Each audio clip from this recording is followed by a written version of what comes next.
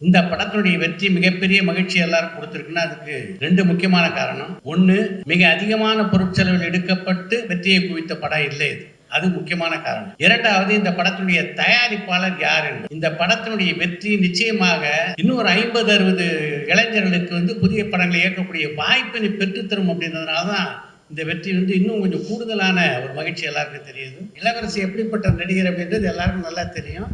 சரியான கதாபாத்திரத்தை கொடுக்கணும் இளவரசிக்கிட்ட கொடுத்தா அதுக்கப்புறம் அவர் பார்த்துக்குவார் மிச்சத்தை. அதே மாதிரி இன்னொரு பக்கம் தம்பிராமி 2 பேரும் மிக அழகாக இந்த கதாபாத்திரத்தை ஹேண்டில் பண்ணியிருந்தாங்க.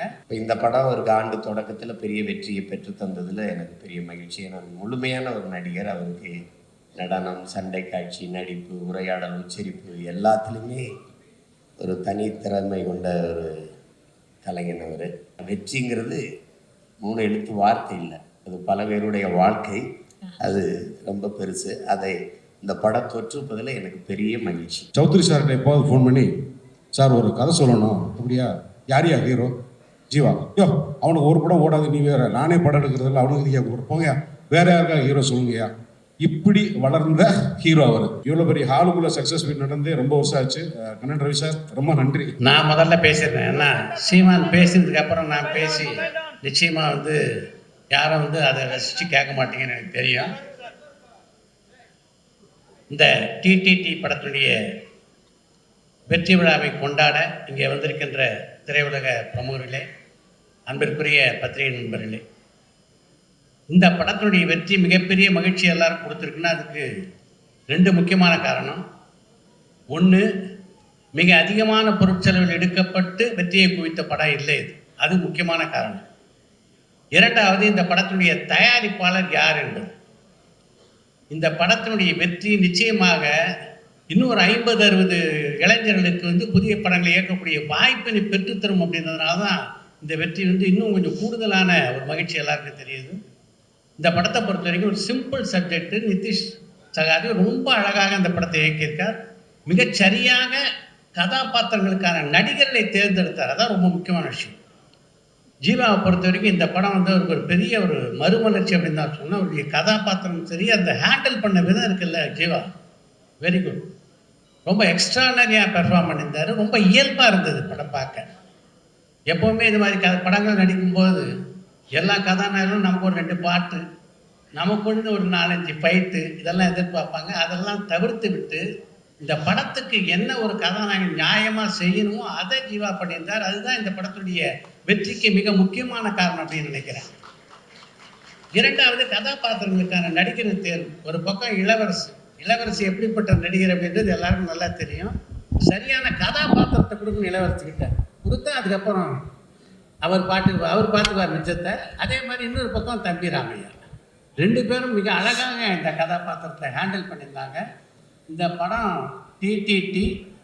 இந்த படத்துடைய தயாரிப்பாளரை பொறுத்த வரைக்கும் அவர் எம்எம்டி, மேன் ஆஃப் மைதாஸ் டச்சு. அதுதான் இந்த படத்துடைய வெற்றிக்கு காரணம். இந்த படத்துடைய வெற்றிக்கு துணை இருந்த எல்லோருக்கும் என்னுடைய வாழ்த்துக்களை தெரிவித்துக் கொள்கிறேன். நன்றி, வணக்கம். நன்றி sir, thank you so much sir. பொதுவாக தேட்டர்லேருந்து வெளியே வரும்பொழுது ஒரு 2 ஹவர்ஸ்க்குள்ளே ஒரு சினிமா ரெவ்யூ வரும். ஆனால் வெற்றி விழாவில் திரைப்படத்தோடைய ரெவ்யூ கொடுத்து பார்க்காதவங்க போய் படத்தை பாருங்க அப்படின்னு சொன்னதுக்கு மனமார்ந்த நன்றிகள் சார். Thank you so much. அது இங்கே சித்ரலக்ஷ்மன் சாரால் மட்டும்தான் பண்ண முடியும். Thank you sir, thank you very much. Seeman அண்ணா, உங்களுடைய வாழ்த்துக்கள்.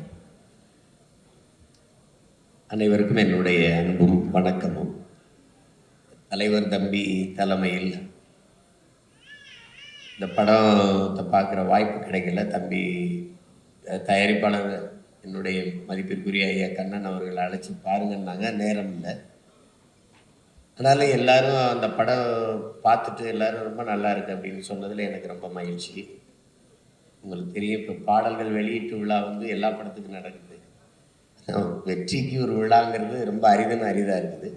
அப்படி ஒரு படத்துக்கு நடக்கிறதுல பெரிய மகிழ்ச்சி. குறிப்பாக என் தம்பி ஜீவாவுக்கு இந்த படம் பெரிய வெற்றி அமைஞ்சதில் எனக்கு ரொம்ப பெரிய மகிழ்ச்சி. அவருக்கு களத்தில் சந்திப்போம் படமே ரொம்ப நல்லா இருந்தது. அந்த படமே ரொம்ப நல்லா இருந்தது. இப்போ இந்த படம் ஒரு ஆண்டு தொடக்கத்தில் பெரிய வெற்றியை பெற்று தந்ததில் எனக்கு பெரிய மகிழ்ச்சி. நான் முழுமையான ஒரு நடிகர். அவருக்கு நடனம், சண்டை காட்சி, நடிப்பு, உரையாடல், உச்சரிப்பு எல்லாத்துலேயுமே ஒரு தனித்திறமை கொண்ட ஒரு கலைஞன் அவர். அதோட இயக்குனர் நிதிஷ் அவர் 2வது படங்கிறாங்க. ரொம்ப எங்கள் குரு சொன்ன மாதிரி பொருள் செலவு இல்லாமல் அதை எளிமையாக எடுத்து ஒரு வெற்றியை தொடுவது என்பது ரொம்ப அரிது. இப்போ அன்னைக்கு நாங்கள் பேசிக்கிட்டு இருந்தோம் அந்த குருவோட நிகழ்வில். இப்போ நல்ல கதை இருந்தால் யார் நடித்தாலும் படம் ஓடும் அப்படிங்கிறதுக்கு டூரிஸ்ட் ஃபேமிலி மாதிரி படங்கள், பெரிய சான்று, தம்பி விக்ரம் பரவன் நடித்து இப்போ வந்து ஓடிட்டு இருக்க சிறையெல்லாம் பார்த்தா இப்படி ஒரு படம் தமிழ் திரையுலகில் இப்படிலாம் படங்கள் வருதுங்கும்போது திரையுலகிற்கான ஒரு மறுமலர்ச்சி காலமாக இருக்குது. புதிதாக வந்து நல்ல படங்கள் வருது, அது வரவேற்கத்தக்கது.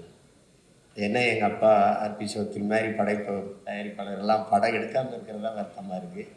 அதை ஈடுகட்டுறதுக்கு எங்கள் ஐயா கண்ணன் ரவி அவர்கள் வந்திருக்காங்க.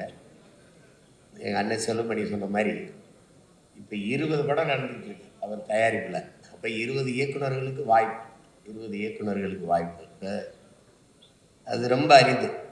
நல்ல கலைஞர்கள் நல்ல கதையோடு அலைகிறாங்க. அது என்ன சொல்கிறது, அந்த ஐயா சொல்லுவார்னு சொல்லுவாங்க, நல்ல கதை இருக்கும் அவருக்கு நல்ல தயாரிப்பாளர் கிடைக்க மாட்டார், நல்ல தயாரிப்பாளர் இருப்பாங்க அவருக்கு நல்ல கதை கிடைக்காது. இப்போ இந்த முரண் தான் காலங்காலமாக நடந்துக்கிட்டு இருக்கு. ஆனால் இப்போது இது ரெண்டும் முரண்பட்டு போகலை. அதில் இந்த படத்தின் வெற்றிக்கு உழைத்த ஒளிப்பதிவாளர் இசையமைப்பாளரை ரொம்ப நல்லா சொன்னாங்க. அப்பா சௌத்ரியே சொல்லிட்டார், பின்னணி இசை ரொம்ப அருமையாக பண்ணியிருக்கீங்கன்னு சொல்கிறாங்க. அதை ரீரிகார்டிங், பின்னணி இசை ரீரிகார்டிங் ரொம்ப நல்லா பண்ணியிருக்கீங்கன்னாங்க. நல்ல தலைப்பு வச்சுருக்காரு, தலைவர் தம்பி தலைமையில்னு.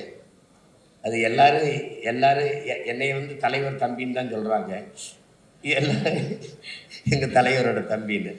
ஆனால் எல்லோரும் நீங்கள் டிடிடின்னே சொல்லிகிட்டு இருக்கிறீங்க. இங்கே எங்கள் டிடி வேற வந்து உட்காந்துருக்காங்க. அது தலைவர் தம்பி தலைமையிலே சொல்லலாம். அதை எல்லாம் என்ன குரு, ரொம்ப நல்ல தலைப்பு. ஆனால் அது தமிழில் எழுதலை, அது எனக்கு ரொம்ப வருத்தம். இந்த பட வெற்றியில் ஐயா கண்ணன் ரவி எவ்வளோ மகிழ்வாங்களோ அதை விட நான் பெரிதும் மகிழ்கிறேன். ஏன்னா வெற்றிங்கிறது 3 எழுத்து வார்த்தை இல்லை, அது பல பேருடைய வாழ்க்கை. அது ரொம்ப பெருசு. அதை இந்த படம் தொற்றுப்பதில் எனக்கு பெரிய மகிழ்ச்சி. எல்லோருக்கும் என்னுடைய அன்பும் வாழ்த்துக்களும். தலைவர் தம்பி தலைமையில் படத்தின் வெற்றி விழாவிற்கு வருகை தந்து விழாவை சிறப்பிக்கின்ற திரையுலக முன்னோடிகள் அனைவருக்கும், இந்த படத்தின் பத்திரிகையாளர் காட்சி நடந்து முடிந்த பிறகு உடனடியாக இயக்குனரை, கதாநாயகனை, என்னை அழைத்து வெகுவாக இந்த படத்தை ரசித்து பாராட்டி அதை மக்களுக்கும் சொல்லி இந்த நிகழ்ச்சியை வெற்றி விழாக்கிய அனைத்து ஊடக நண்பர்களுக்கும் என் மனமார்ந்த நன்றி. சௌத்ரி சார்கிட்ட எப்போது ஃபோன் பண்ணி, சார் ஒரு கதை சொல்லணும், அப்படியா, யாரையா ஹீரோ? ஜீவா. யோ அவனுக்கு ஒரு படம் ஓடாது, நீ வேற, நானே படம் எடுக்கிறதில்ல, அவனுக்கு இதுயா போங்க, வேற யாருக்கா ஹீரோ சொல்லுங்கய்யா. இப்படி வளர்ந்த ஹீரோ அவர். அப்போ இவ்வளோ ஒழுக்கமாக வளர்ந்துருப்பார்.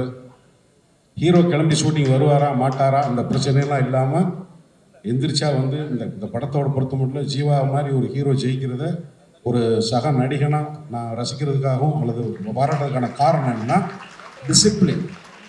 வேலையில் ஒரு ஹீரோ, ஒரு ப்ரொடியூசருக்கு வந்து சொல்லியாச்சுன்னா காலையில் ஹீரோ வந்துடுவார். அவர் எந்திரிச்சிட்டாரா, குளிச்சிட்டாரா, தூங்கிட்டாரான்னு படம் எடுக்கிறாங்க எடுக்க முடியாது. அதனால் இந்த மாதிரி ஹீரோக்கள் இப்போ வந்தால் ஹீரோ தான் கம்மியாக இருக்காங்க. படம் எடுக்கிறதுக்கு ப்ரொடியூசர் இருந்தாலும் டைரக்டர் இருந்தால், டைரக்டர் புது டைரக்டர் நானும் சீமான்லாம் கதை சொல்லி அலையும் போது அவர் மேடையில் பேசுகிறது கம்மி. சீமான் பாட்டு பாடி ஆடி டயர்டாகி சாப்பிட்றதுக்கு காசு இல்லாமல், பெட்ரோல் போடுறதுக்கு காசு இல்லாமல் அலைஞ்சு, அன்றைக்கி ஒரு 10 ஹீரோ இருந்தாங்க, எப்படியோ வந்துட்டேன். இன்றைக்கி இந்த தலைமுறைக்கு ஹீரோக்கள் கம்மி. அதனால் ஜீவா படம் ஓடுனதில் ஜீவாவோட அதிகமாக மகிழ்ச்சி அடைகிறது நான் தான். மேலும் இந்த படத்தோட director Nitish and cameraman Bablu, associate directors எல்லாரும் வந்து என்னென்னா, இப்போ இன்றைய சினிமாவுக்கும் தேவை ஒழுக்கமான டிசிப்ளினான ஒரு டீம். ஒரு நிமிஷம் கூட தேவையில்லாத பேச்சு, தேவையில்லாத சிந்தனைகள் இல்லாமல், அவுட் ஆஃப் ஃபோக்கஸ் இல்லாமல் சின்சியராக. இப்போ நான் அந்த படத்தில் அந்த கேரக்டர் பண்ணும்போது ஒவ்வொரு நாளும் நான் நடிக்க போகும்போது ரொம்ப எனர்ஜெட்டிக்காக போவேன். எல்லோரும் 5 மணிக்கு, காலையில் 5 மணிக்கு போவோம், சாயங்காலம் 5 மணிக்கு போனோம்னா 6 to 6, அது சில சமயங்களில் 2 o'clock முடியும். அந்த செட் அசிஸ்டன்ஸ் 2 வீட்டுக்கு நடுவில் அந்த செம்பருத்தி பூவெலாம் நடனம். நாங்கள் 6 மணிக்கு போயிட்டு தூங்கிட்டு மறுநாள் சாயங்காலம் 5 மணிக்கு வருவோம். ஆனால் அவங்க 2 மணிக்கு வந்து ரெடி பண்ணால் தான் சாயங்காலம் பண்ண முடியும். அந்த பசங்க பேரெல்லாம் எனக்கு தெரியல. உங்களுக்கு வந்து நீங்கள் இருக்கிற திசை நோக்கி நான் இருக்கிறேன் கூப்பி கும்பிட்றப்ப உங்களுடைய உழைப்பு தான் இன்றைக்கி இந்த வெற்றியாக மாறி இருக்கு. அதுக்கப்புறம் வந்து எனக்கு மனைவியாக நடித்த மணிமேகலை எங்கே இருக்காங்க, நான் வாழ்த்துக்கள்மா இந்த மாதிரி ஒரு வெற்றி விடுறாரு. வள்ளி, அவங்க நக்லைட்ஸில் நடித்த நம்ம பேர் மறந்துட்டேன். எல்லாத்துக்கும் நம்ம எல்லாரும் சேர்ந்து வேலை செஞ்சதில் இந்த படத்தில் வெற்றி நடந்தது. ரொம்ப முக்கியமான விஷயமா இன்னும் சொல்லணும்னா, இந்த மாதிரி டைரக்டர்ஸ், இந்த ப்ரொடியூசர்ஸை பற்றி சொல்லணும்னா ராவணக்கோட்டம்னு ஒரு படம் எடுத்து சார் வந்து துபாய்க்கு ஆடியோ ஃபங்க்ஷன் அப்படின்னாங்க. துபாயில் என்னடா ஆடியோ ஃபங்க்ஷன், பிரசாத் லேபே இருக்கேன், இதுக்கு எதுக்கு அங்கே வைக்கிறாங்க? ஏன்னா அதுக்கு முன்னாடி எனக்கு கண்ணன் ரவி சாரை பற்றி தெரியாது. சரி, நான் வந்து பொள்ளாச்சியில் வந்து வேற ஒரு படம் ஷூட்டிங்லேருந்து அங்கேருந்து தான் போனால் எனக்கு கொடுத்த ட்ரீட்மெண்ட்டை பார்த்துட்டு, ஐயா நான் இதுக்கெல்லாம் ஒருத்தலையா, நீ ஆளை விடுங்கய்யா, நான் பாவம் நான் மட்டும் ஒரு ஓரமாக நிற்கிறவனை கூட்டினா முழுக்க ஒருத்தருக்கு கூச்சப்படுற அளவுக்கு ஒரு ஹாஸ்பிட்டாலிட்டி கொடுக்க முடியும்னா அது கண்ணன் ரவி சார் தான். சரி, அவர் அப்படி இருக்காருன்னா தீபக்கு 16 அடி போயிடுறாரு. அதனால் உங்கள் ஹாஸ்பிட்டாலிட்டிக்கு, உங்களுடைய இந்த சினிமாவோட, நீங்கள் சினிமாவுக்கு வந்திருக்கிறதுக்கு எல்லாத்துக்கும் என்னோட நன்றி. இந்த படம் வந்து ஒரு வெற்றி படம் அமைஞ்சதில் ரொம்ப நன்றி. 2026 இது ரிலீஸ் ஆகுமா ஆகாதா, எப்படா ரிலீஸ் ஆக போகுதுன்ற பயத்தோடு இருக்கும்போது நாளைக்கு ரிலீஸ், 4 ரிலீஸ், மதுரையில் காலையில் ஃபஸ்ட்டு ஷோக்கு ஆள் இல்லைனாங்க, செகண்ட் ஷோ சாயங்காலம் ஃபுல் ஆகிடுச்சு. இந்த செய்தியெல்லாம் கேட்டு சித்ரா சார் நாங்கள்லாம் இருக்கும்போது, பாரதிராஜ் சார் பிளாங்கெல்லாம் இருக்கும்போது இப்படி தான் எப்போதாவது ஒரு சக்ஸஸ் அமையும். அந்த மாதிரி நடந்ததுக்கு ரொம்ப நன்றி. இவ்வளோ பெரிய ஹாலுக்குள்ளே சக்ஸஸ் மீட் நடந்தே ரொம்ப வருஷம் ஆச்சு. கண்ணன் ரவி சார் ரொம்ப நன்றி. இந்த மாதிரி ஒரு சினிமாவை செலிப்ரேட் பண்ணதுக்கு தேங்க்யூ.